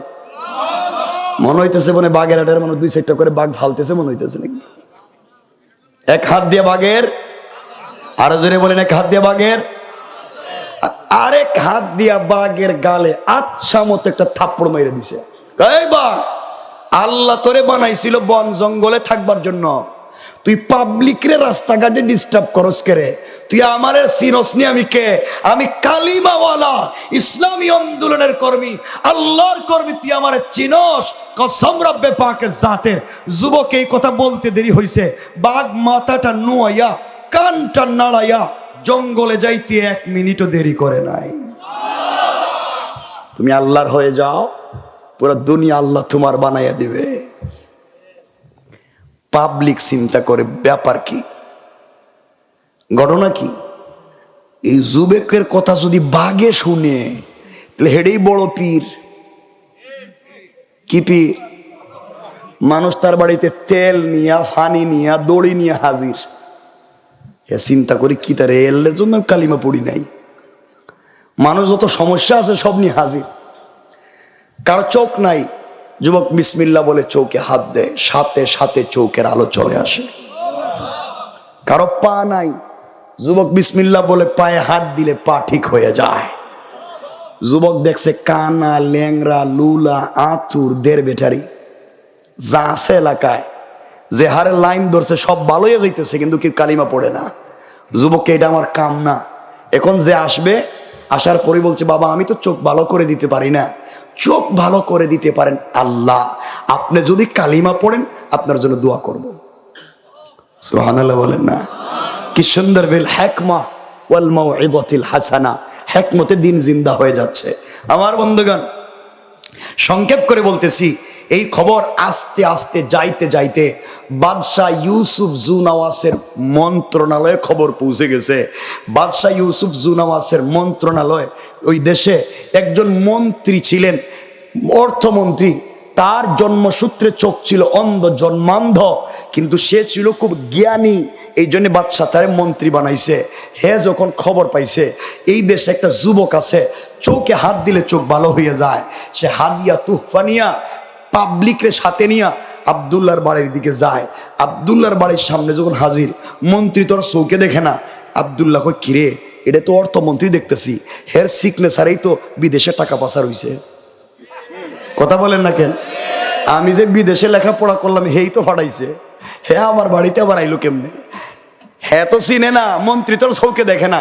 আবদুল্লাহ তো দেখে। মন্ত্রী আবদুল্লাহর সামনে গিয়ে বাবা আমি তো জানি না তুমি কে, তুমি নাকি শুনছি মানুষের চোখ ভালো করে দিতে পারো। আমি এই দেশের অর্থমন্ত্রী, আমার চৌকে দেখি না। তুমি যদি আমার চৌকের আলো ফিরাইয়া দিতে পারো, যা হাদিয়া আনছি সব দিব, আরো ডাবল দিব, তুমি আমার চোখটা ফিরাইয়া দাও। আবদুল্লাহকে মন্ত্রী, চোখ তো আমি দিতে পারি না, চৌকের আলো ফিরিয়ে দিতে পারেন আমার আল্লাহ। আরো জোরে কন্যা আল্লাহু আকবার। বাত মন্ত্রী কয় ঘটনা কি? কে তুমি? আল্লাহর নাম বলছো? আমাদের দেশে তো আল্লাহর নাম নিষিদ্ধ। আমাদের খোদা তো আমাদের বাদশাহ। নাউজুবিল্লাহ বললেন। আমাদের বাদশাহ ইউসুফ জুনাওয়াস তো আমাদের খোদা। আব্দুল্লাহ বলতেছে বাদশাহী যদি খোদা হবে তাহলে চৌকের জন্য আমার কাছে আইসো কেন? হের কাছে বললেই তো ভাইতে। কথা বলেন না কেন? হে যদি নিজে বাদশাহ হইব তাইলে তার নাকের সেন্টার ঠিক নাই, তারে নিজে সুন্দর করে বানাইতে পারছে না, দুনিয়া বানাইলো কেমনে? কথা বলেন না কেন? মন্ত্রী তো ধরা গাইছে, কইটা কে রে? বাবা তুমি কে? আমার চিনবেন না। তুমি যে কালিমার দাওয়াত দিতেছ, আমরা কোটি কোটি মিলিয়ন ট্রিলিয়ন টাকা খরচ করে আব্দুল্লাহ নামে একটা যুবকরে বিদেশ পাঠাইছি, জাদুবিদ্যা শিক্ষা করে আইতেছে। এই কালিমাওয়ালারে সাইজ করব। আব্দুল্লাহকে আমি তো হে আব্দুল্লাহ। আল্লাহু আকবার, জোরে কর।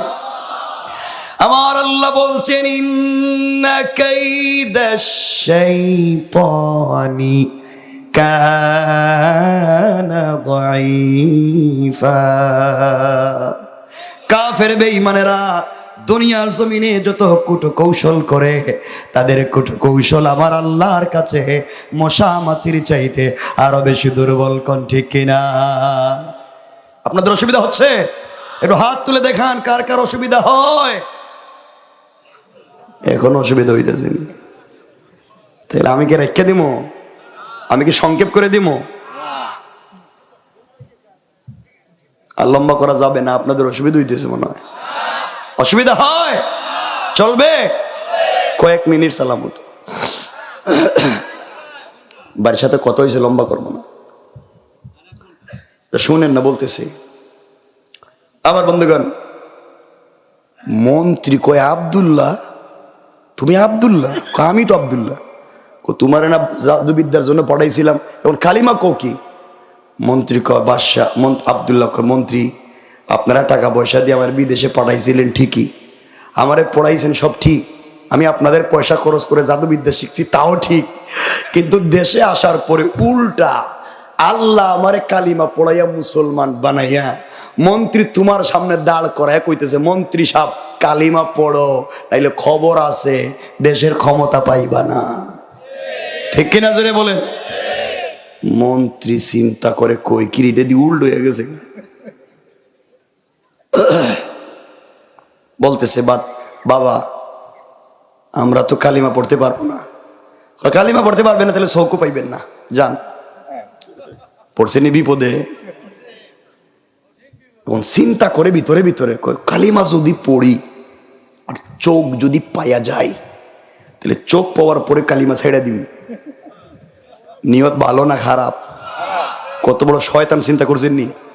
আমাদের দেশে কিছু লোক ছিল না, আমি যদি আবার এমপি মন্ত্রী হতে পারি, এলাকার একটাও ভালো রাস্তা রাখবো না, সব ভাঙ্গা দিব। এমন ভাঙ্গা দে, কথা কন না কেন? এর আর খুঁজি পাওয়া যায় না। তো এ চিন্তা করছে মনে হয় একটা ওয়াদা দিয়া দিই, যে চোখ যদি পাই তাহলে তো কালিমা পড়লাম, চোখ পাইলাম, পরে সাইডে দিব নে।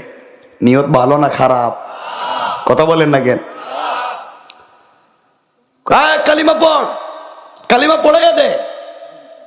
আব্দুল্লাহ কালিমা পড়াইয়া দিস।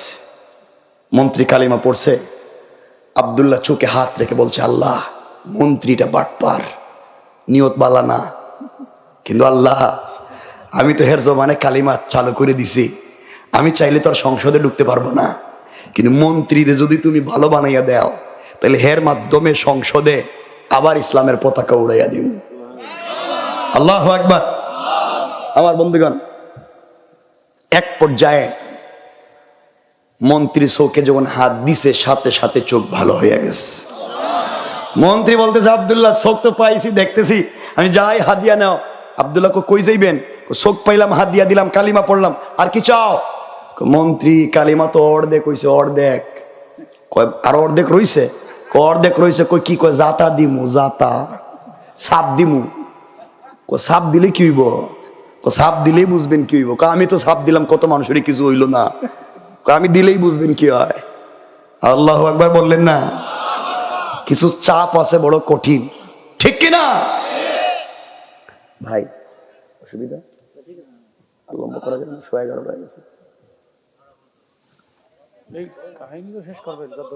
না না বলছো, আজ প্রথম দিন না,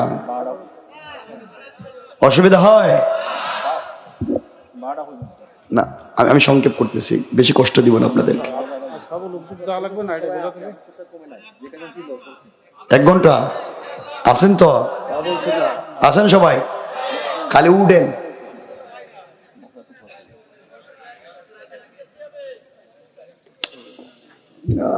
খুব মনোযোগ দিয়ে শুনতেছেন, ভাল লাগতেছে, কয়েক মিনিট শুনেন। আমার বন্ধুগণ, আব্দুল্লাহ মন্ত্রীকে বুকের সঙ্গে জড়াইয়া চোখের পানি ছেড়ে আল্লাহকে ডাক দিয়া বলেছে, আল্লাহ আমি চাইলে সংসদে আর ঢুকতে পারবো না, কিন্তু আল্লাহ আমার তো মন্ত্র সংসদে কোনো মানুষ নাই, এই জাতীয় জায়গায় দিন প্রচারের মানুষ লাগবে। আল্লাহ তুমি চাইলে তো ভালো খারাপ মানুষটারে ভালো বানাইয়া দিতে পারো। আল্লাহ মন্ত্রীর চোখের আলো তো চলে আসছে, আমি তো তারে কালিমা পড়াইয়া দিছি। ও দয়ার আল্লাহ, তার ভিতর থেকে তুমি কি কুফরি নেফাকে দূর করে দিয়া, এই শয়তানি নাফরমানি চিন্তা দূর করে দিয়া তোমার দ্বীনের মোহাব্বত তুমি তার দিলে কি ঢুকাইয়া দিতে পারো না? এর মাধ্যমে তো জমিনে দিন জিন্দা হয়ে যাবে। এই বলে চোখের পানি ছেড়ে জড়াইয়া ধরছে, চিৎকার করে মন্ত্রী ডাক দিয়া বলছে, আব্দুল্লাহ তুমি আমাকে ছেড়ে দাও, কসম রব্বে পাকের জাতের, তোমার একটা চাপে আমার মনে তো শান্ত হয়ে গেছে, আমার মন বলছে যেন আমি আরশে আজিম পর্যন্ত পরিষ্কার দেখতে পাই। আল্লাহু আকবার। আব্দুল্লাহকে মন্ত্রী সাহেব এবার যান। মন্ত্রী কয়, আব্দুল্লাহ মন্ত্রিত্ব পাইলাম, এত স্বাদ পাই নাই, তুমি কি পড়াইছো, কি যে শান্তি। আব্দুল্লাহ আজকের থেকে তুমি একা নও, আমিও তোমার সাথে আছি, এই দেশে দিন জিন্দা করে দেব। আল্লাহু আকবার। বাড়াইয়া দিতেছেন কে? এরা শয়তানি করছিল দিন মুছে দিবে, এখন দিন মুছতেছে না জিন্দা হইতেছে। এরা মারতে চাইছিল একজন, এখন তো হইতে আছে সব জায়গায়, ঠিক কিনা? সংক্ষেপ কথা, কিছুদিন পরে সংসদ অধিবেশন বসেছে। বাদশাহ ইউসুফ জুনাওয়াসের পাশে অর্থমন্ত্রী বসা। বাদশাহ তাকাইয়া দেখে অর্থমন্ত্রীর চোখ ভালো, হাত দিয়ে লেখতেছে। জিজ্ঞাসা করে, মন্ত্রী তুমি না কানা, তুমি চোখের আলো পাইলা কই? চোখের আলো তো আমার আল্লাহ দিছে। এ আসতে বললে হবে না, আর অজরে বলেন আল্লাহু আকবার। দীর্ঘ 30 বছর পরে সংসদে আল্লাহর নাম, আল্লাহু আকবার। বাদশাহ তো কাঁপতে উঠছে, আল্লাহ দিছে মানে আমি না তোমাদের খোদা? কয় আপনি তো আস্তা বেহুদা, আপনি খোদ হইবেন তো এতদিন চোখ দিতে পারলেন না। মন্ত্রী ক্ষমতা তোমারে আমি দিছি, মন্ত্রী আমি বানাইছি, আমার সঙ্গে কি বলো? কে তুমি আল্লাহর নাম বলো? তুমি না আব্দুল্লাহরে বিদেশে পাঠাইছো টাকা পয়সা দিয়া এই দেশ থেকে কালিমা মুসবার জন্য, আবার তুমি কোথায় কালিমা পড়ছো? কই হে আব্দুল্লাহই তো পড়াইছে। আল্লাহু আকবার বলেন না, কে করছে? এই জন্য আল্লাহ বলছেন ওয়া মাকারু ওয়া মাকারাল্লাহ ওয়াল্লাহু খায়রুল মাকিরিন। কিসের কৌশল করছো আমার বন্ধুগণ? বাদশাহ দেখছে তার মাথা খারাপ, মন্ত্রীরে বানছে, বাইন্দে ফিরানো শুরু করছে। মন্ত্রীকে, বাদশাহ এতদিন মন্ত্রী ছিলাম, ফুলের টুকাও শরীরে লাগে নাই, কিন্তু কালিমা পড়বার কারণে আপনি যে ফিডানি দিতেছেন আমি তো শান্তি পাইতেছি। আল্লাহু আকবার। মন্ত্রী বলতেছে, কে কালিমা পড়াইছো? আব্দুল্লাহ। কই বাড়ি কই? খুঁজে বাইর করছে আব্দুল্লাহ রে। আব্দুল্লাহ মন্ত্রণালয় হাজির। কে আব্দুল্লাহ, তোরা না নিষেধ করছিলাম, তুই গেছিলে জাদুবিদ্যা শিখতে, করছস কি? বাদশাহ টাকা পয়সা দিয়ে জাদুবিদ্যা শিখাইছেন, সব ঠিক আছে, আমি শিখছি, আপনার টাকা কাজে লাগাইছি, কিন্তু দেশে আসার পরে উল্টা আল্লাহ আমারে জাদু কইরা রেখে দিছে। হের কালিমার যে পাওয়ার, তোমার জাদুবিদ্যার চাইতে বেশি পাওয়ার। এখন মন্ত্রী, বাদশাহ আমিও কালিমা পড়ছি, মন্ত্রীও পড়ছে, আপনি আমার কি চান? কালিমা ছাইড়া দে।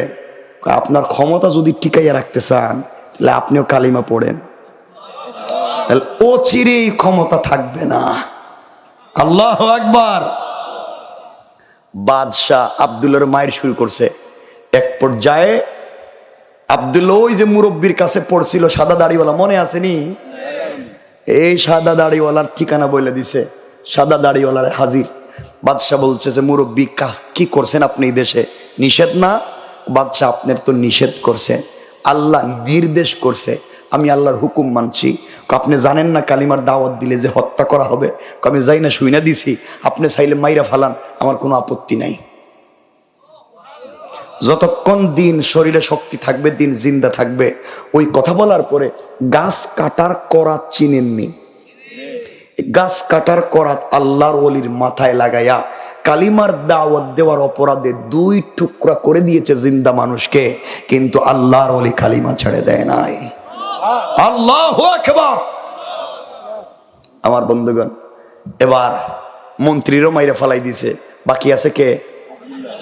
আব্দুল্লাহ। রকে আব্দুল্লাহ তুইও কালিমা ছেড়ে দে। আব্দুল্লাহ জিগায় মন্ত্রী, বাদশাহ কালিমা ছাড়লে আমার লাভ কি? কি দিবেন?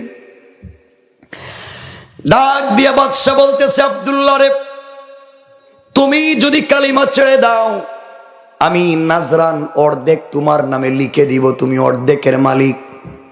তুমি কালিমা ছেড়ে দাও, 2 নাম্বার পুরস্কার হলো আমার একমাত্র একটা বাচ্চা, একটা মেয়ে আছে, ওই মেয়েটাকে তোমার কাছে বিয়ে দিব, তুমি আমার মেয়ের জামাই। তাহলে আমি মরে গেলে তো পুরা দেশের মালিক তুমি। তুমি কালিমা ছেড়ে দাও, সব তোমার হয়ে যাবে। আব্দুল্লাহ ডাক দিয়া বলছে, ও বাদশাহ, আপনি আপনার দেশের অর্ধেকের কথা আমাকে বললেন, আপনি যদি পৃথিবীর পূর্ব থেকে পশ্চিম, উত্তর থেকে দক্ষিণ গোটা দুনিয়া আমার নামে লিখে দেন, আপনার মেয়ে কেন জান্নাত থেকে হুর এনে আমার কাছে বিয়ে দিতে চান? কালিমা ছেড়ে দেওয়ার বিনিময়ে এই পৃথিবীর কোনো জিনিস গ্রহণ করতে পারি না।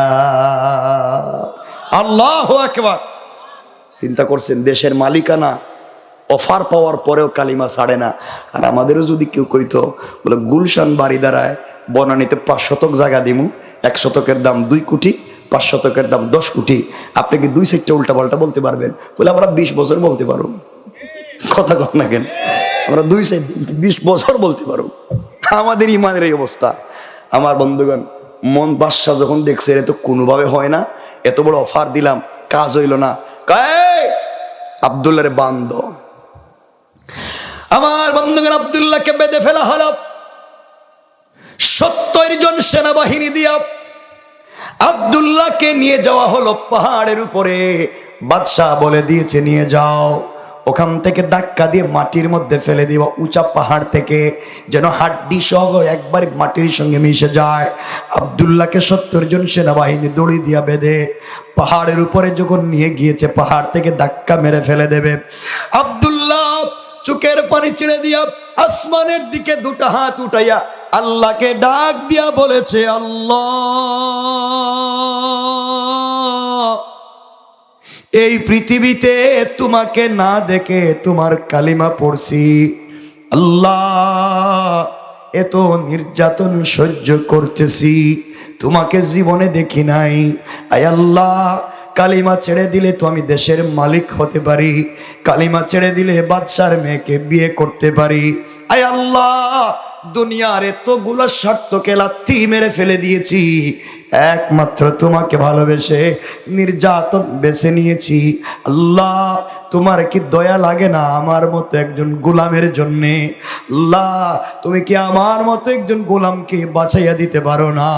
এইভাবে যখন চোখের পানি ছেড়ে দিয়েছে, আল্লাহর রহমতের জোশ উঠে গিয়েছে। আল্লাহু আকবার পড়েন। আল্লাহ পাহাড়কে ডাক দিয়া বলেছেন, পাহাড় রে, ইদা জুলজিলাতিল আরদু জিলজালাহা, ও পাহাড় ভূমিকম্প শুরু কর, কাঁপতে শুরু কর। পাহাড় কাঁপতে শুরু করছে, ভেঙ্গে চুরে টুকরা টুকরা হয়ে গিয়েছে। 70 জন সেনাবাহিনী আব্দুল্লাহকে ছেড়ে দিয়া নিজেদের জীবন বাঁচানোর আমার আল্লাহ আসমান থেকে 70 জন আযাবের ফেরেশতা পাঠাইয়া আব্দুল্লাহর সঙ্গে যারা ছিল এই 70 জনকে পিড়াইয়া মাইরা পাহাড়ের ভিতরে ঢুকাইয়া পাহাড়কে আবার আগের মতো একত্রিত করে লাগাইয়া আব্দুল্লাহকে সুস্থ রেখে ভালো অবস্থায় হাঁটাইয়া হাঁটাইয়া বাদশার দরবারে পৌঁছাইয়া দিয়েছে। কে করছে? কে বাঁচাইয়া দেয়? আলোচনার শুরুতেই বলছিলাম, কথা কি মনে আছে? দেখেন তো, যে আপনি যদি আল্লাহর হাসবি আল্লাহ মনে করেন, আল্লাহ আমার জন্য যথেষ্ট, পুরো দুনিয়া বিরুদ্ধে চলে গেলে কিছু যায় আসে? বেঁচে গেছে। আস্তে আস্তে হেঁটে হেঁটে বাদশার দরবারে হাজির। বাদশাকে, আব্দুল্লাহ তুই দিকে আইলি, তুই মরছস না, আমার সেনাবাহিনী কই? বাদশাহ, হেরা দেখছি পাহাড়ের উপরে, আল্লাহুম্মা বিসমিকা আমুতু আহিয়া কই ঘুমায় গেছে গা, হেদের আর ফাইবেন না। কই মানে কি? এরা তো শেষ। আপনি কার বিরুদ্ধে লাগছেন? বাদশার তো আরো মাথা গরম হয়েছে। আরো 70 জনকে বলছে নিয়ে যাও সাগরে, সাগরের মধ্যখানে নিয়া তাকে হাত পা বেঁধে সাগরের মধ্যখানে ছেড়ে দিবা, যেন একবারে মরে পানির নিচে চলে যায়। আব্দুল্লাহকে নিয়ে সাগরে গেছে, আব্দুল্লাহর হাত পা বাঁধা, নদীতে ফেলে দিবে। আব্দুল্লাহ আস্তে আস্তে কয়, আল্লাহ তুমি না আমার আল্লাহ, আল্লাহ এখন যদি আমার ওরা মাইরে ফেলায়, তুমি যদি না বাঁচাও, তাহলে ওরা বলবে আমার আল্লাহর ক্ষমতা, তোমার ক্ষমতা পাহাড়ে চলে সাগরে চলে না। আল্লাহ এরা ঠিটকারি করবে তোমার ক্ষমতা নিয়ে, বলবে তুমি পাহাড়ে পারো সাগরে পারো না। আল্লাহ তুমি কি আমার বাঁচাইতে পারো না? আমি কথা দিলাম, ওয়াদা দিলাম, এইবার যদি তুমি আমার বাঁচাইয়া দাও, তাহলে পুরা দেশের জনগণের কানে কানে তোমার কালিমার দাওয়াত পৌঁছাইয়া দেব। আল্লাহু আকবার। আল্লাহ তো কথা শুনছেননি? কথা বলেন না। সাগরকে বলছেন, সাগর আর দেরি করিস না, উত্তাল হয়ে যা। সাগর উত্তাল হয়ে গেছে, নৌকা ভেঙ্গে টুকরা টুকরা হয়ে গেছে। 70 জনের সেনাবাহিনী আব্দুল্লাহরে ছেড়ে দিয়া সাঁতার কাইটা যখন পারে যাইতে চায়, আল্লাহ আযাবের 70 জন ফেরেশতা পাঠাইয়া ফেরাউনের মতো কাদা মাটি খাওয়াইয়া এই 70 জনের পানির নিচে ছাইড়া দিছে। আর আব্দুল্লাহরে সুস্থ রেখে ভালো অবস্থায় পানির উপর দিয়া হাঁটাইয়া হাঁটাইয়া বাদশার দরবারে পৌঁছাইয়া দিছে। আরো জোরে বলেন আল্লাহু আকবার। কে করছেন? আরো জোরে বলেন কে? ক্ষমতা কার?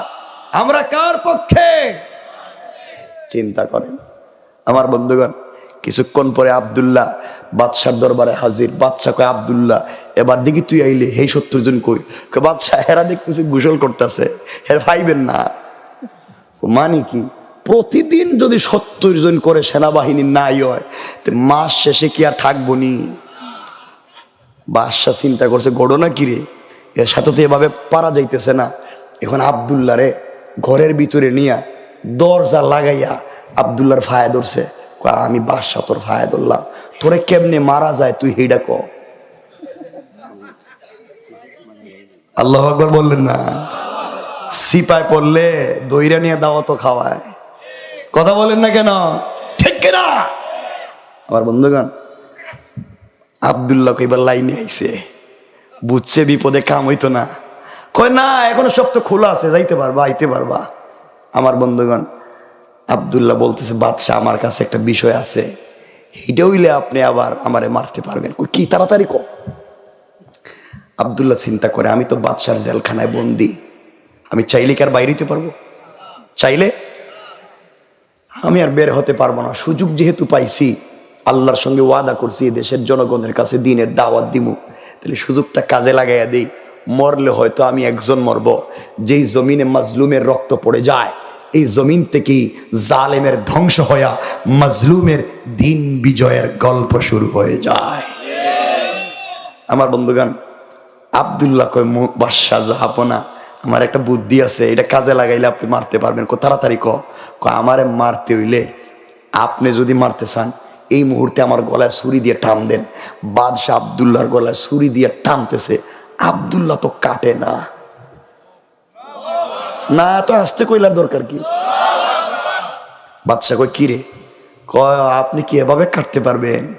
কাটতে হইলে, মারতে হইলে আমি একটা কালিমা বলবো, এইটা আগে পড়তে হইব। সুবহানাল্লাহ কইলেন না? তাহলে কেমনে কি এটা কয়? এটা জানতে হইলে আপনি আমাকে পুরা দেশের মানুষের কাছে, নারী পুরুষ আবাল বৃদ্ধ বনিতা, পুরা দেশের মানুষের কাছে মাইকিং করে ঘোষণা করতে হবে। পুরা দেশের মানুষকে একটা মাঠে জমা করতে হবে। ওই মাঠে আপনি আমাকে নিয়ে যাবেন। ওখানে গেলে আপনার ওই কালিমা বইলে দিমু, ওই দোয়াটা বইলে দিমু, ওই সূরাটা পড়াইয়া দিমু। আর এই দোয়া পড়ে কালিমা পড়ে যদি গলায় ছুরি চালান, তাইলেই মারতে পারবেন, আর নিলে মারতে পারবেন না। এখন আপনি কি সবাইরে দাওয়াত দিয়া মাঠে নিবেন, না আপনি মরবেন? কয়, না আমি রাজি। সুবহানাল্লাহ কইলেন না? বিপদে পড়লে ঠেলার নাম কি? সব রাজি। এখন আমার বন্ধুগণ, পুরা দেশে বাদশা আব্দুল্লাহর নাম প্রচার করছে, অমুক মাঠে আব্দুল্লাহ নামে এক যুবককে হত্যা করা হবে। অপরাধ, সে কালিমা পড়ছে, আমারে বাদশারে মানে না। পাবলিক চিন্তা করে, বাদশা কত মানুষের জীবনে ফাঁসি দিল, কোনোদিন আমাদের জানাইলো না। আর একটা বাচ্চারে মারবো, সারা দেশে ঘোষণা করতেছে। মানুষের আগ্রহ কমছে না বাড়ছে? আবার ঘোষক যিনি ঘোষণা করছে এই মাঠে যাওয়ার জন্য, ঘোষণার শেষে বইলা দিছে বিশেষ দ্রষ্টব্য। বাদশার এই ঘোষণা শুনে যারা এই ফাঁসি দেখার জন্য মাঠে যাইতেন না, তাদের 1 বছরের জেল লাগছেনি। কাম এখন না গেলে জেল দিব। এখন সবাই গিয়ে হাজির করে, বাবা মরার দরকার নাই, আগে আগে মাঠে যাই। পুরা দেশের মানুষ, ছোট ছোট বাচ্চা কাচ্চা নিয়ে সকলে মাঠে হাজির, আব্দুল্লাহরে দেখতে চায়। বাদশা কয়, আব্দুল্লাহ, পুরা দেশের মানুষ তো হাজির, এবার কি করতাম ক? একটা মঞ্চ বানাও। মঞ্চ বানাইছে। তোর বাড়ি বাইর করেন। বাইর করলাম। আমি কালিমা বলতেছি।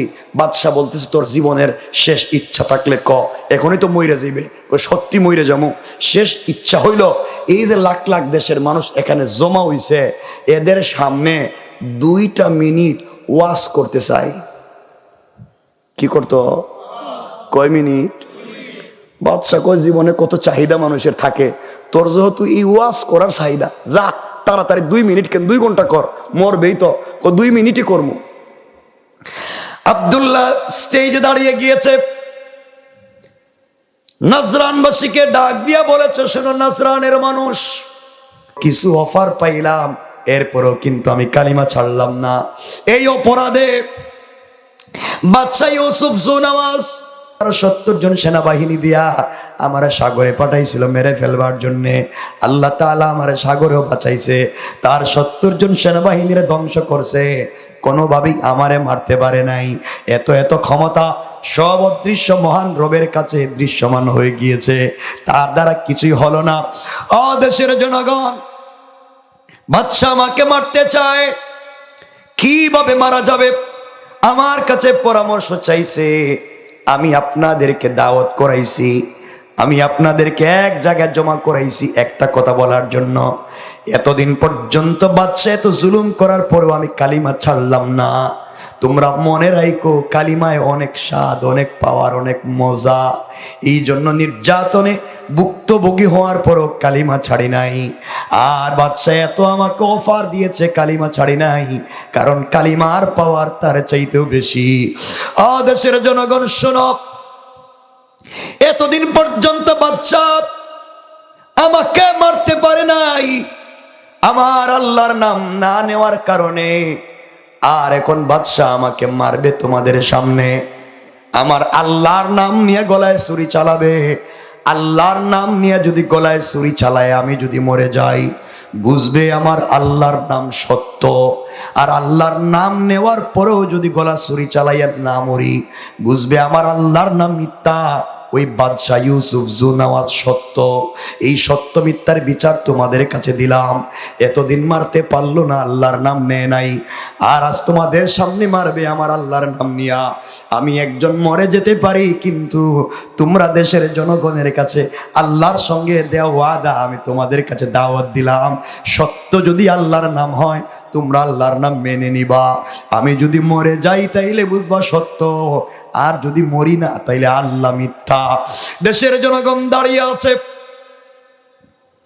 আব্দুল্লাহ বলতেছে, বাদশা আমি যখন সিজদায় গিয়া পড়বো, সুবহানা রব্বিয়াল আলা, আমি বলবো আমার আল্লাহ পবিত্র, আমার আল্লাহ বড়। বান্দা যখন সিজদায় গিয়া পড়ে সুবহান, আল্লাহ বলেন সাব্বাহতানি, ও বান্দা আমি তো পবিত্র, তুই কেন বললে আমাকে পবিত্র? এতদিন তো তোরা দেখলাম না, তুই কেন বললে? বান্দারে, তোর ভুল বুঝতে পেরে আজকে যখন আমাকে সুবহান বলে পবিত্র বললে, আমি আল্লাহ তোকে দুনিয়ায় পবিত্র বানাইয়া দিলাম। বান্দা যখন সিজদায় গিয়ে পড়ে আল্লাহ বলে না আলাইতানি, বান্দা আমি তো বড়, তুমি আমাকে আলা বলার কারণে আমিও বললাম আলাইতুকা, বান্দা আমি আল্লাহ তোমাকে বড় বানাইয়া দিলাম। দুনিয়ায়ও বড় ইজ্জতের জিন্দেগি দিলাম, আর আখেরাতে রাসূলে পাকের নিজ হাতে হাউজে কাউসারের পানি পান করাইয়া বিনা হিসাবে জান্নাতের ফয়সালা করে দিলাম। ও বাদশা, আমি যখন সুবহানা রাব্বিয়াল আলা পড়ব, আপনি আমার গলায় ছুরি চালাইয়া দিবেন। বাদশা ছুরি নিয়ে হাজির। আব্দুল্লাহ সিজদায় পড়ে গিয়েছে, মুখে মুখে বলে সুবহানা রাব্বিয়াল আলা, গলায় ছুরি লাগাইয়া টানতেছে, কাটে না। আব্দুল্লাহরে বলতেছে, আব্দুল্লাহ তুই না বললে মরবে, তাহলে মরস না কেন? আব্দুল্লাহ বলতেছে, আমি যে বলছিলাম একটা কালিমা পড়ার জন্য পড়ছেননি? কয় না। জুড়ে জুড়ে পাবলিককে শুনাইয়া পড়েন। ও পাবলিক, এতক্ষণ পর্যন্ত নাম নেই মারতে পারি নাই, এখন তার আল্লাহর নাম নিব। এই বলে গলায় ছুরি চালাইয়া পড়তেছে, বিসমিল্লাহি রব্বিল গোলাম। এই গোলামের সত্য রবের নামে গলায় ছুরি চালাইয়া দিলাম। এই গোলামের সত্য মালিকের নামে গলায় ছুরি চালাইয়া দিলাম। গোলামের রব যদি সত্য হয় গোলাম মরে যাবে, গোলামের রব যদি মিথ্যা হয় গোলাম মরবে না। এই বলে গলায় যখন ছুরি চালাইছে, সাথে সাথে আব্দুল্লাহ শাহাদত বরণ করে দুনিয়া থেকে বিদায় নিয়েছে, শহীদ হয়ে গেছে। বাদশাহ গান বাজনা নিয়ে নাচানাচি শুরু করছে। এই দেশে আর নাই, আব্দুল্লাহ নাই, মন্ত্রী নাই, মুরব্বী নাই, এই দেশে আর কেউ আমার ডিস্টার্ব করতে পারবে না, সব খায়া পালাইছে। দেশের লাখ লাখ জনগণ দেখছেনি, কথা বলেন না কেন? পাবলিক কই কিরে এতদিন পর্যন্ত মারতে পারলো না, আল্লাহর নাম না নেওয়ার কারণে, আর এখন মারতে পারছে তার আল্লাহর নাম নেওয়ার কারণে। তাইলে তো এই বাচ্চার আল্লাহই সত্য আল্লাহ। এই কথা বলে দেশের লাখ লাখ জনগণ বলছে, বাদশা ইউসুফ জুনওয়াজ, এতদিন মনে করেছিলাম তুমি সত্য আল্লাহ, আজকে বুঝলাম তুমি ভুয়া, তুমি কিচ্ছু না, এই যুবকের আল্লাহই সত্য আল্লাহ। তার রক্ত থেকে আমরা এই মুহূর্তে তার রক্তকে সামনে রেখে আমরা সাক্ষী দিয়া তোমার সামনে দেশের লক্ষ লক্ষ জনগণ কালিমা পড়ে মুসলমান হয়ে গেলাম।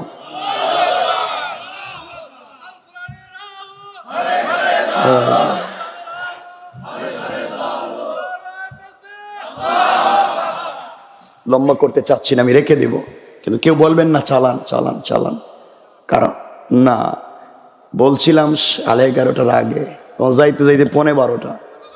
না না না, কালকে ওয়াজ শুনবেন, পরশু দিনের পরের দিন, আজকে আর না। কিন্তু শোনেন, বলতেছি একটা জায়গায় নিয়ে রাখবো, বলেন ইনশাল্লাহ। এই তো ওয়াদা, এটার নাম কি? ওয়াদা। বুখারীতে রাসূল বলছেন, ওয়ালা দীন লিমান লা আহদা লাহু, যারা ওয়াদা দিয়ে ওয়াদা রাখেন এদের কোনো ধর্ম নাই।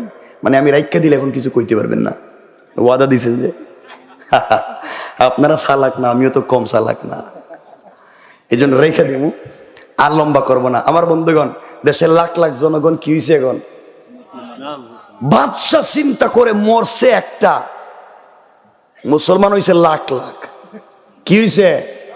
কে করছে? কয়জন মারবেন গুলি করে?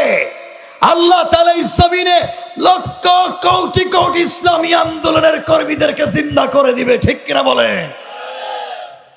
আমার বন্ধুগণ, বাদশা চিন্তা করে মরছে একটা, এখন যে লাখ লাখ, এখন কি করব?